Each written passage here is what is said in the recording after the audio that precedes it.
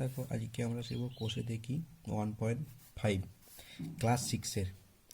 এখানে দেখো লেখা আছে কোনগুলি ঠিক করে লেখার চেষ্টা করি। দেখো তাহলে কোনগুলো ঠিক করে তোমাদেরকে আগে প্রথমে বুঝিয়ে দিই। দেখো 0 থেকে 89 ডিগ্রি পর্যন্ত, 0 থেকে 89 ডিগ্রি পর্যন্ত কী কোণ বলা হয়? সূক্ষ্মকোণ। সূক্ষ্মকোণ, হ্যাঁ, মনে রাখতে হবে। তারপর কি বলেছে? 91 থেকে 179 ডিগ্রি পর্যন্ত, 91 থেকে 179 ডিগ্রি পর্যন্ত কোণকে বলা হয় স্থূলকোণ।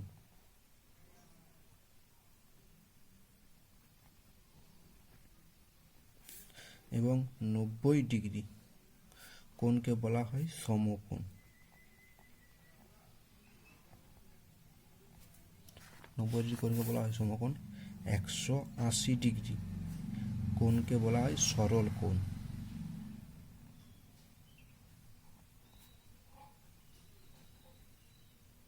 ঠিক আছে, তাহলে 0 থেকে 89 ডিগ্রি কোণকে কি বলা হয়? সূক্ষ্মকোণ। 91 থেকে 179 ডিগ্রি কোণকে বলা হয় স্থূলকোণ। আর 90 ডিগ্রি কোণকে বলা হয় সমকোণ। আর 180 ডিগ্রি কোণকে বলা হয় সরল কোণ। ঠিক আছে, বুঝতে পেরেছো এটা? এরপর আমরা কি করব? দেখো এই ছকটি করব। হ্যাঁ, দেখো এখানে প্রথমে বলেছে দেখো 12 ডিগ্রি, তাহলে আমরা 12 ডিগ্রি কতের মধ্যে বসে কথা? 0 থেকে 89 স্থূলকোণ, সূক্ষ্মকোণ, 0 থেকে 89 ডিগ্রি সূক্ষ্মকোণ। তাহলে 12 ডিগ্রি আমরা কোথায় বসে করাবো? এখানে সূক্ষ্মকোণের জায়গায় 12 ডিগ্রি হলো। তারপরে দেখা বলেছে 22.5 ডিগ্রি, তার 22.5 ডিগ্রি কার মধ্যে পড়ছে? সূক্ষ্মকোণের মধ্যেই পড়ছে, 0 থেকে 189 ডিগ্রি। এখানে আমরা লিখে দেবো সূক্ষ্মকোণের জায়গায়।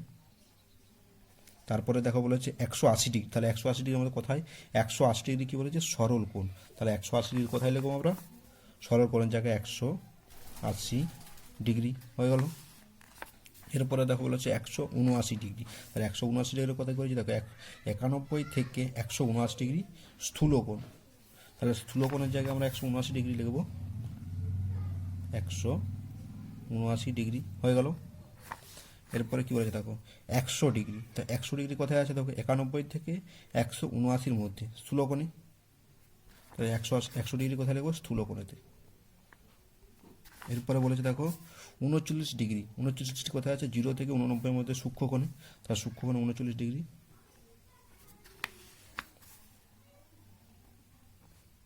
ডিগ্রি এরপরে দেখো বলেছে 90 ডিগ্রি, তাহলে 90 ডিগ্রি আমাদের কোথায় আছে? দেখো 90 ডিগ্রি সমকোণ, তার সমকোণের জায়গায় আমরা 90 ডিগ্রি রেখে দেবো। তারপরে গেল 69 ডিগ্রি, 69 ডিগ্রি কোথায় আছে? 0 থেকে 89 সূক্ষ্মকোণেতেই, তাহলে লিখবো আমরা 69 ডিগ্রি। 69। এরপর কী বলছে দেখো 91 ডিগ্রি কোথায় আছে? 91 থেকে 100 স্থূলকোণে আছে, দেখো আছে, দেখতে পাচ্ছ স্থূলকোণে, তো আমরা লিখে দেবো স্থূলকোণে 91 ডিগ্রি। ঠিক আছে, এটা বুঝতে পেরেছো তো? না বুঝতে পারলে প্রথম থেকে আবার দেখো, ঠিক বুঝতে পারবে। প্রথমে তোমাদেরকে এটা বুঝতে হবে, এখান থেকে এতটা বুঝে নাও, তাহলে এটা সুন্দর তোমরা নিজেরাই করতে পারবে। যে কোনো সংখ্যায় আসুক না কেন, এইখান থেকে এটা বুঝে নাও, এটা তোমরা এই ছকটা নিজেরাই করতে পারবে, আর তোমাদেরকে দেখতে হবে না। ঠিক আছে, প্রথম থেকে একবার ছকটা দেখে নাও। এটা প্রথমে এটা তোমরা দেখে নাও কীভাবে বুঝালাম, তারপরে এটা তোমরা করো। ঠিক আছে, এরপর দেখো কী বলেছে দেখো সরল কোণ সমান 2 গুণিত ড্যাশ, তাই সরল কোণ সমকোণের দ্বিগুণ। তো সমকোণের দ্বিগুণ বলেছে, দেখো সমকোণের দ্বিগুণ হলে সরল কোণ হয়। এখানে দেখো সরল কোণ কত দিয়েছে? সরল কোণ হচ্ছে দেখো 180 ডিগ্রি আছে, তার সমকোণ কত? 90 ডিগ্রি আছে। এখানে কি বলেছে দেখো সমকোণের দ্বিগুণ, তাহলে সমকোণের দ্বিগুণ কত? 90 গুণিত 2 সমান 180 ডিগ্রি হচ্ছে। দেখো সরলকোণ আসছে, তাহলে আমাদের এইখানে কি উত্তর হবে? 2-এর দাগের দেখো, এটা 1-এর দাগের হলো, 2-এর দাগের সরল কোণ সমান 2 গুণিত কী বলেছে দেখো 2 গুণিত 90 ডিগ্রি সমান 180 ডিগ্রি হলো, হয়ে গেছে। দেখো এখানে কী বলছে? তাই সরল কোণ, আর সমকোণের দ্বিগুণ হলো, সমকোণ হচ্ছে 90 ডিগ্রি, তার দ্বিগুণ 90 180 হয়ে গেছে। এবার দেখুন 3-এর দাগে কী বলেছে? নিচের কোণ কোন দৈর্ঘ্যের রেখাংশগুলি দ্বারা ত্রিভুজ তৈরি করা যাবে। তা ত্রিভুজ তৈরি করা যাবে একটা নিয়ম আছে, নিয়মটা তোমাদেরকে প্রথমে জানতে হবে। দেখো, ছোট দুটি বাহুর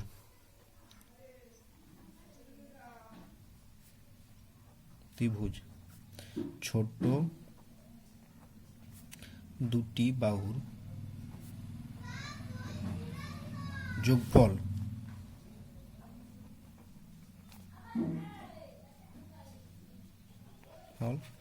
বড় বাহু অপেক্ষা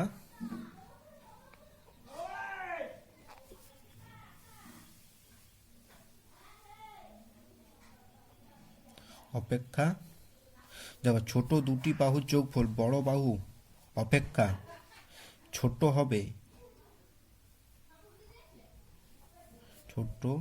হবে বা সমান হবে তখন ত্রিভুজ আঁকা সম্ভব।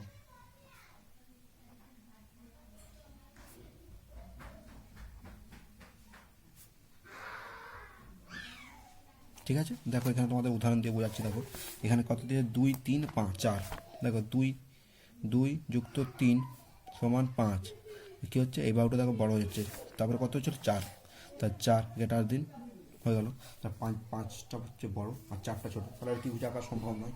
আরেকটা উদাহরণ দিয়ে বোঝাচ্ছি। দেখো 4 যুক্ত 3 সমান 7, তাহলে দেখো 7 সমান 7, দুটো বাহু 4 যুক্ত 3 আছে আর একটা বাহু 7 আছে, তাহলে দেখো ত্রিভুজ আঁকা সম্ভব হচ্ছে এটা। 7 সমান 7। তাহলে আমরা এবারে অঙ্কতে আসি। দেখো প্রথমটা কী বলেছে, 3-এর এতে কী বলেছে, দেখো 3-এর এতে বলেছে 2 সেমি 3 সেমি ও 4 সেমি, তোমাদেরকে এখানে বুঝিয়েছে। দেখো 2 যুক্ত 3 সমান 5, গেটার দিন 4, তাই এটা সম্ভব নয়। 2-এর দাগের এ সম্ভব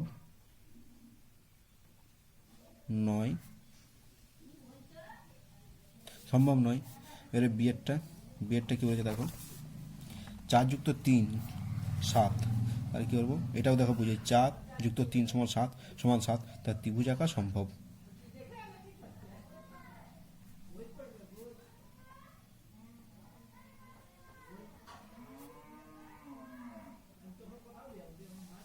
হলো। এবার সিয়েরটা দেখো কী করবো আমরা, 1 3 2, 1 যুক্ত 2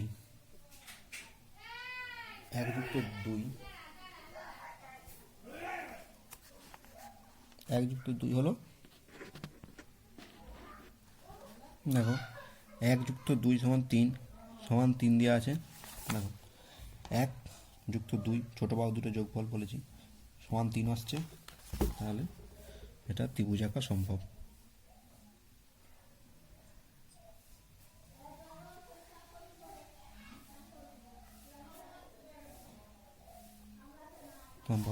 এরপরে দেখো ডিএরটা কি বলেছে,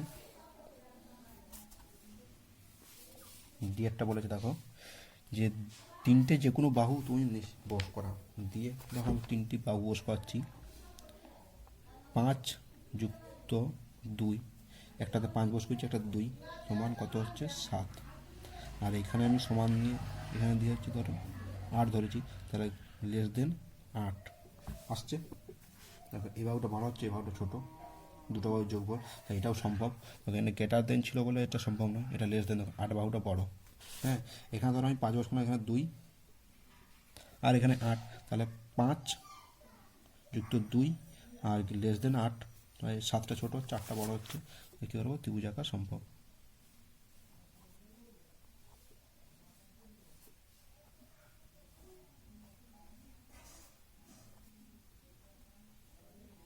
হলো। এরপরে 4-এর দাগেরটা কী হয়েছে, দেখো সূক্ষ্মকোণী ও স্থূলকোণী ত্রিভুজ কাকে বলে লিখি, এবং ছবি এঁকে চাঁদার সাহায্যে কোণগুলি মাপি। তাহলে প্রথমে আমরা লিখে নিই সূক্ষ্মকোণী ত্রিভুজ কাকে বলে। ঠিক আছে,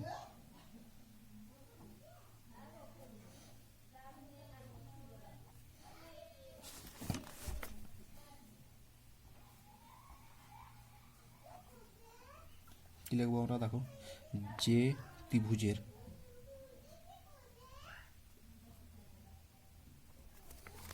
যে ত্রিভুজের তিনটি কোণ সূক্ষ্মকোণ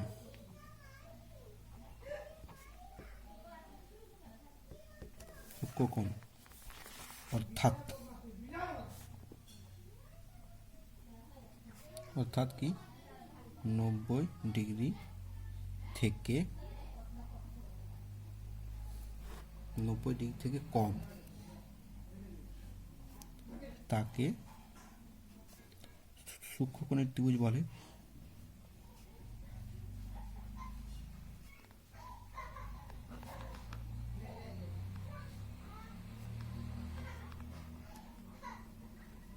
হলো।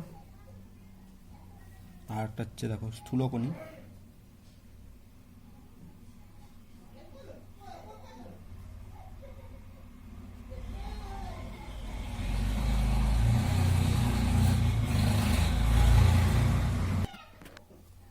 যে ত্রিভুজের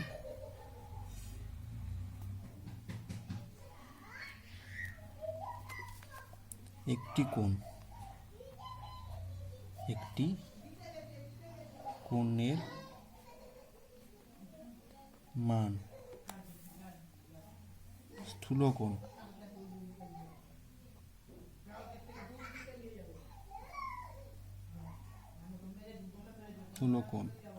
অর্থাৎ 90 ডিগ্রি থেকে বেশি।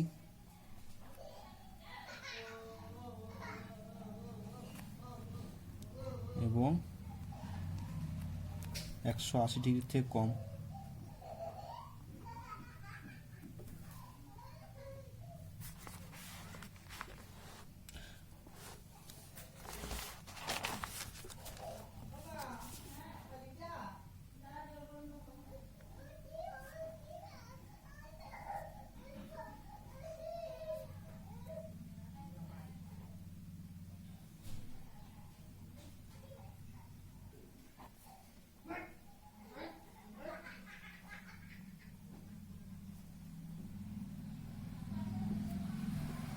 বলে, ঠিক আছে, বুঝতে পেরেছ? যে ত্রিভুজের একটি কোণের মান স্থূলকোণ অর্থাৎ 90 ডিগ্রি থেকে বেশি এবং 180 ডিগ্রি থেকে কম তাকে স্থূলকোণী ত্রিভুজ বলে।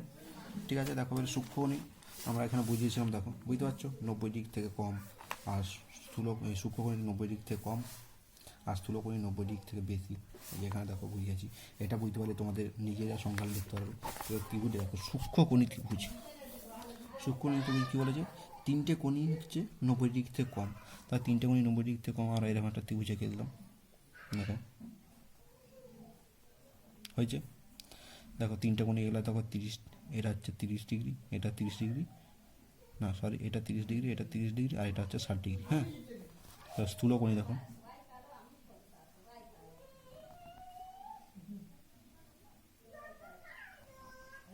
হয়েছে। দেখো এই কোণটার মানটা হচ্ছে দেখো বেশি, 90 ডিগ্রি থেকে বেশি, আর এই দুটো হচ্ছে কম, দেখো ঠিক আছে। এটা হচ্ছে স্থূলকোণ হয়ে গেল। এরপর আমরা কি করব, এরপরে কি আছে দেখো, পাশের বর্গাকার চিত্রের পরিসীমা মাপি। দেখো পাশের বর্গাকার চিত্র, এটি হচ্ছে আমাদের বর্গাকার চিত্র। হ্যাঁ, এটি হচ্ছে বর্গাকার চিত্র, এর পরিসীমা দেখো, এই বাহুটা যদি 4 সেমি হয়, এই বাহুটা 4 সেমি হবে, এই বাহুটা 4 সেমি, এই বাহুটা। বর্গাকার ক্ষেত্রে 4টে বাহু সমান, তাই 4টে বাহু যদি সমান হয়, তাহলে আমরা যদি একটা বাহুর মাপ জানি, তো বাকি 4টের মাপ জেনে যাবো। বাকি 3টে বাহুর মাপ কত আমরা জানি। দেখো এই বাহুটা যদি 4 সেমি দেওয়া আছে, তাহলে এই বাহুটা 4, এই বাহুটা 4, এই বাহুটা 4। তাই কী বলছে, বর্গাকার চিত্রের পরিসীমা মাপি। বর্গাকার চিত্রের পরিসীমা তাহলে কত হবে, 4 গুণিত 4 সমান বাহু। বর্গাকার চিত্রের পরিসীমা বাহু গুণিত বাহু, আমরা সূত্র জানি। তার পাঁচের আমরা কী করবো, বর্গাকার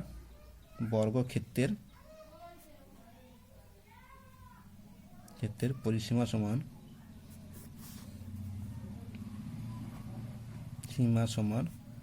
বাহু গুণিত বাহু।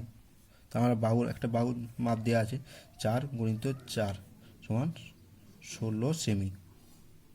ঠিক আছে, 16 সেমি উত্তর হয়ে গেল। এরপরে কী বলছে দেখো, পাশের বৃত্তাকার ক্ষেত্রের ব্যাস।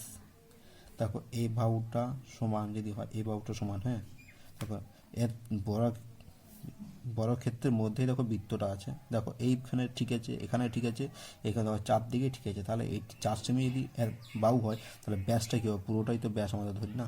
দেখো এটা এইটাও তো 4 সেমি হচ্ছে, এটা এটাই 4 সেমি হয়, তাই এটাও আমাদের 4 সেমি হবে, তাহলে ব্যাস সমান কত, 4 সেমি। ঠিক আছে, তাহলে কী লাগবে, ছয়ের দাগের বৃত্তাকার